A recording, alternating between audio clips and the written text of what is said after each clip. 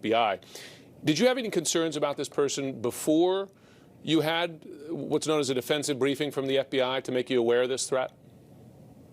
No, Jim, I was shocked when, just over 6 years ago, I was told about this individual. And then I offered to help, and I did help. And I was thanked by the FBI for my help, and that person is no longer in the country.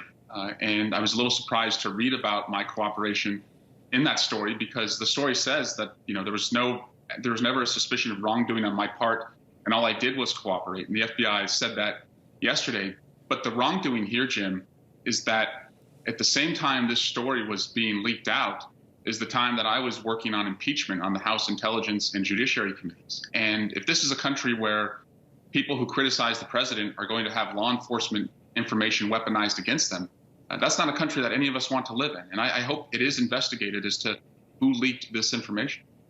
These operations are designed to build relationships, but also possibly to get sensitive information. Are you concerned that you shared any information with this person before you were notified by the FBI? Well, I know that I didn't. Again, I can't talk too much about the details of the case, even though others may have violated their oath.